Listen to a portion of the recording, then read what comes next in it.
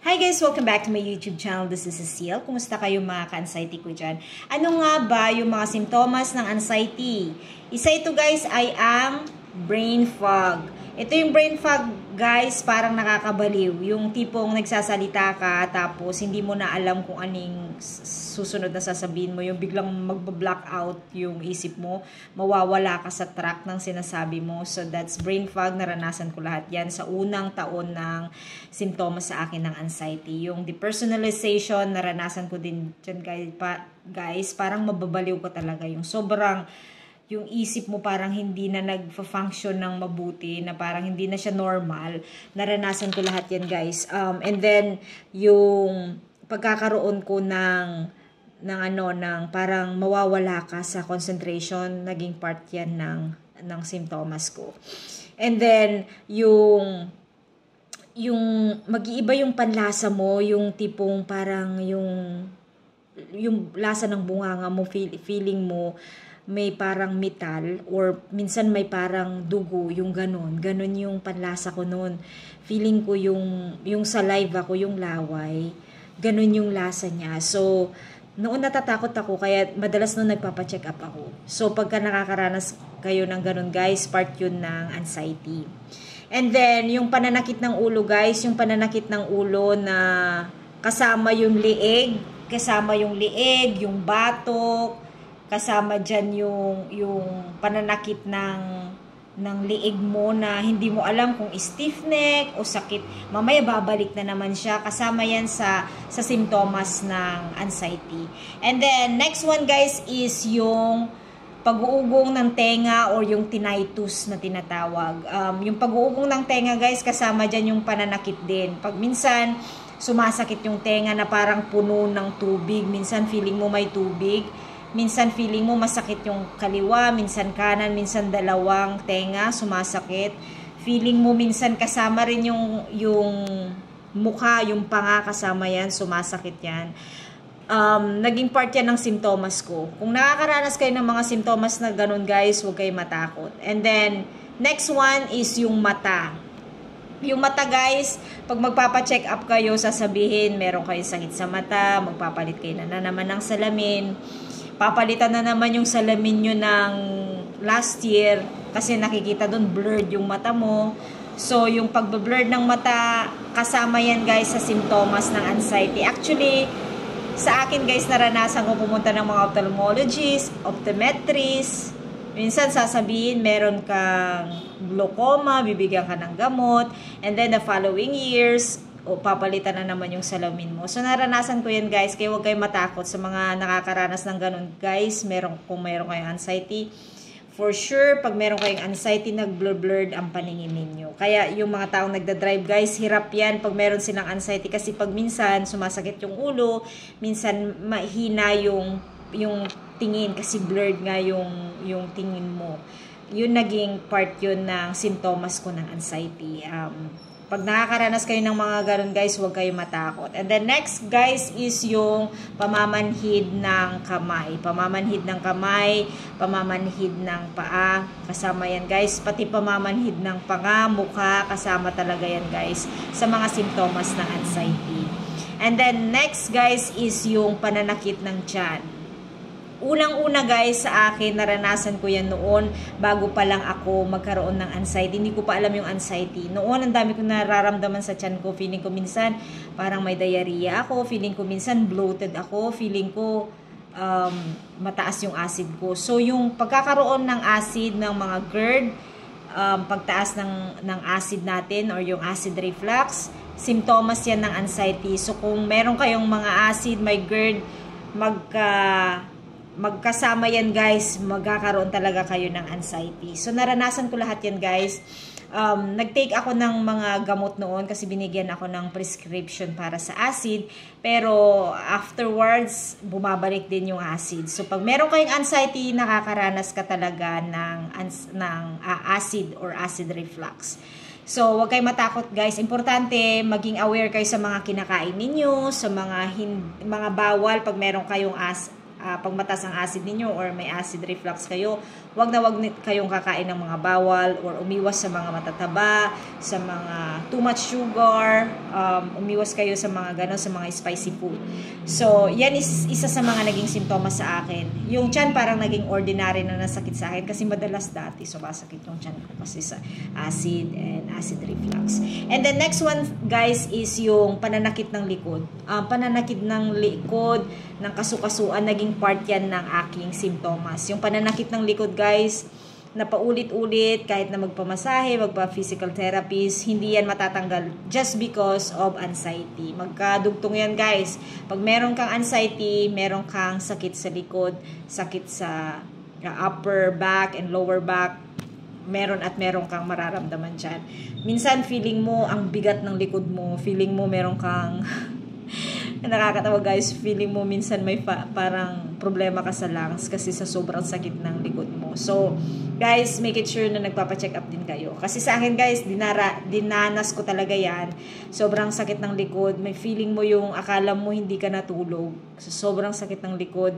Kaya, importante, guys, ang physical exercise pag meron kang anxiety. Kasi yan, pag may anxiety ka, sasakit talaga yung katawan mo, likod mo. So, importante mag-exercise at gumalaw-galaw kahit na sobrang hirap. Kailangan gumalaw tayo, guys, para ma-exercise yung mga muscles natin. And then, next one is yung mga muscle tension. Muscle knots, muscle tensions, guys. Sobrang intense yan sa akin. Ilang taon akong maraming mga ganyan-ganyan, guys. Akala mo, daig mo pa yung matanda na pag minsan. Daig mo pa yung retired ka na, ganon. So, yan, huwag kayo matakot kasi part yan ng simptomas ng anxiety. Naranasan ko talaga yan, guys. Ang dami kong ginawa, physical therapy pa ako para matanggal yung mga nuts. And then, sabi sa akin ng doktor, yung mga tumutubong mga nuts dyan, kailangan ipadurog. So, sa akin, nagpapamasaya ako, nagpapahilot ako para ma-relax yung mga muscle ko. And then, next one, guys, is yung panghihina. Nanghihina ka, guys, kahit na matulog ka ng maayos, kahit na kumain ka. Pag may anxiety ka, may mga times na hinang-hina ka, yung, alam mo yung feeling mo na walang lakas yung kamay mo, yung katawan mo, yung paa mo, yung tuhod mo, walang lakas. Yan, simptomas yan ng anxiety, guys. Sobrang tindi ng panghihina mo. Akala mo yung, daig mo pa yung napagod na nakipag-marathon. Ganon kahina yung katawan. So, pag ganun, guys, nire-rest ko muna yung sarili ko and then afterwards, gagawin ko ulit yung mga ginagawa ko. And yung iba pa, guys, meron din akong pagka nagpa-panic attack, guys, of course, pag nagpa-panic attack, kasama dyan yung heart palpitation na sobrang takot. So, sobrang takot mo, minsan feeling mo may maa-atake ka ng puso. So, heart palpitation. Pag may heart palpitation ka, guys, at nagpapanik ka, minsan tumataas din yung blood pressure. So, huwag kayong ma-confuse, guys, pero make it sure pag ganon, nagpapacheck up din kayo ng mga blood pressure nyo. Pero sa aking experience, guys, nakaranas ako ng panic attack. May times noon na okay yung blood pressure ko, pero may times noon na sobrang takot ko. Intense talaga yung panic attack ko. Nagkaroon ako ng pagtaas ng blood pressure. So, pag meron kayong anxiety, guys, kailangan ma-manage ninyo para yung takot ninyo hindi ganun ka-intense pag meron kayong mga panic attack. And then, pag naranasan nyo na, guys, dapat matuto na alam nyo na part yun ng anxiety. Kaya dapat i-manage mo siya kahit sobrang hirap. Kailangan i-practice nating ma-manage yung mga simptomas ng anxiety. And then, yung pananakit ng ngipin, guys, or panga, or gilagid, gums, naging part yan sa akin ng anxiety. Minsan, guys, akala natin may sakit tayo sa ngipin, pero part yun, yung gums minsan ng isang may anxiety na nakaka-feel tayo dyan ng parang pananakit. And then after a while, okay naman. So, naging part yun ng aking experience ng anxiety.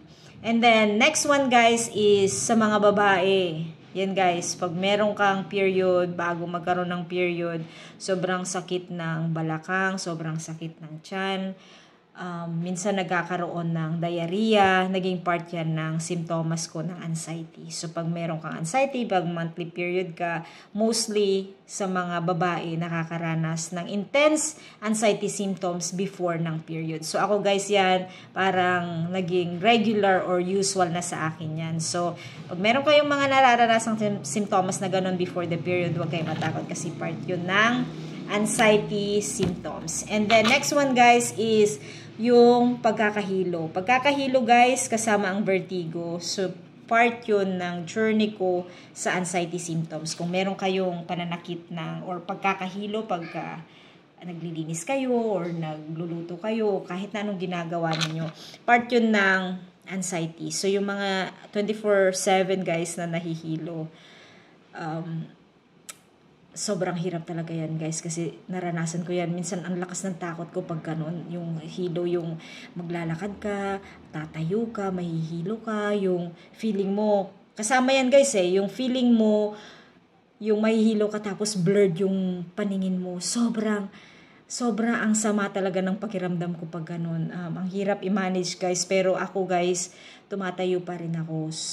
Nilalabanan ko talaga yun. I mean, hindi yun yung right term talaga guys. Hindi yung lalabanan mo, kundi kailangan i-manage mo talaga siya ng tama. Managing is kailangan i-makontrol natin yung isip at saka yung puso natin sa pagkakaroon ng takot. Yung fears kasi guys, yun yung magbibigay sa atin mostly ng mas marami pang symptoms ng anxiety. So you have to know how you handle or how you manage yung takot o yung fears para ma-manage mong mabuti kung ano man yung mga simptomas mo ng anxiety. And then next one guys is yung pananakit ng sensitive part ng katawan natin, babae man o lalaki. May mga times guys na parang feeling mo ang sakit-sakit. Ito guys, open ako ha. May mga times na parang feeling mo ang sakit-sakit. Sa mga may partner dyan guys, yung iba na apektuhan yung sex life nila because of anxiety. So, kung meron man kayong mga partner na nakakaintindi talaga sa'yo is good. Pero may mga partner na hindi. So, kailangan guys, malaman natin na minsan nagiging talagang part yun ng anxiety symptoms. And then next one guys is yung paglalagas ng buhok. Naranasan ko yan guys. Paglalagas ng buhok guys, naging part din yun ng simptomas. May mga times na medyo parang yung buhok ko nalalagas. So nagtataka ako dati, bakit gano'n? May sakit na yata ako.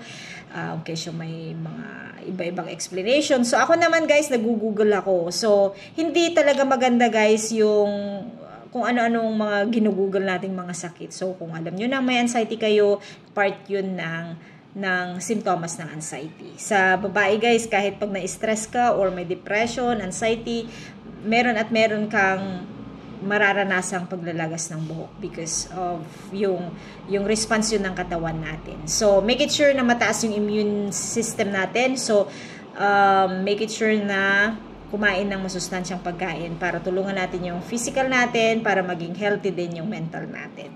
And then, next one guys is yung ngipin guys. Minsan nagkakaroon ako ng